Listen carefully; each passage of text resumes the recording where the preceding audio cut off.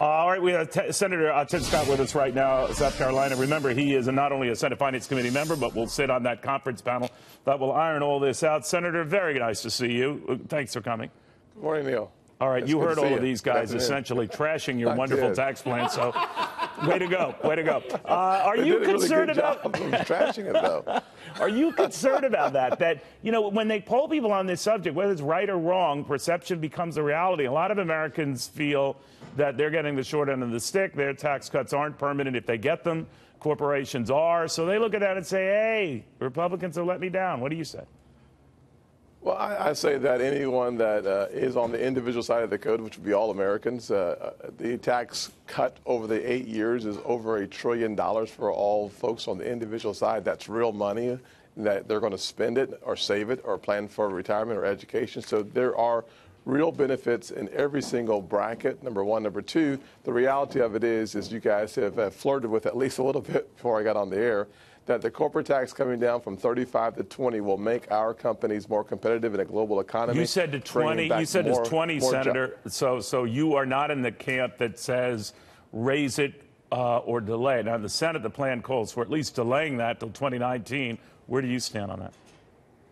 Well, I do like the delay. I think that it gives companies one more year to expense at 35%, which will be a bit of a spur, a little bit of a boost, and then go to a permanent 20% rate. That is a good plan, and permanence is my number one objective, frankly, on the corporate side, because it is stimulative in our economy long term. It provides us with certainty and a competitive edge in a global economy.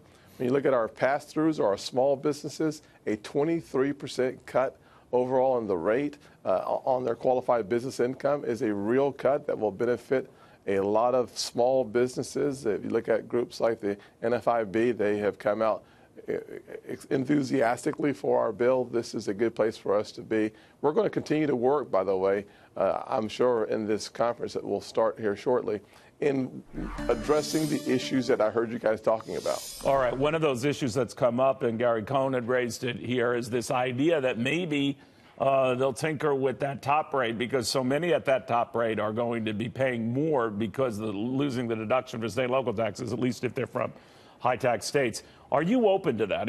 I know the Senate plan calls for lowering that top rate from 39.6% to 38.5%. Would you be open to lowering it still more?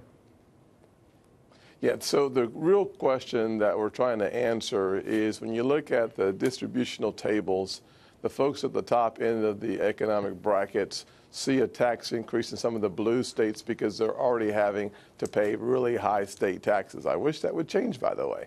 So we're trying to address that in a couple of ways. I assume that we're going to try to beef up the SALT provisions that was stuck into our bill that is a part of the House conversation as well. We're going to also have to take a look at the bracket structure. I'm not sure where we go on the rate, but there is, without any question, there's going to be a laser focus on making sure that the benefits of tax reform is in every single bracket, and not just barely in each bracket, but that there's meaningful change, and that will require us to have a long conversation about how we treat the SALT deduction and perhaps what the top rate should be. All right, so the state local tax deduction right now in your plan would allow for up to $10,000 you could write off on, let's say, property taxes.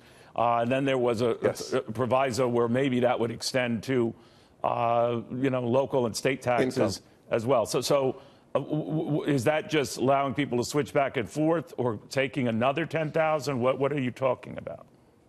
So if you think about it, in the universe of those blue states that have high taxes, for some folks, the $10,000 property tax deduction will satisfy their need. In other areas, you may have to have a combination between income and property taxes in order to meet the threshold of making sure that the cuts are universal across the country.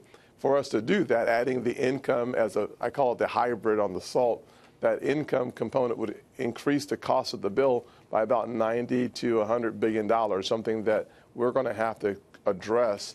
And then when you add in any conversation about lowering the top rate, it's $90 to $100 billion per point that you're talking about. Wow. So if you're going from 38.5 to something lower, the question is, where do you find the resources or the revenues to pay for it? Yeah, that's right. You always forget that whatever you give, you have to find somewhere else.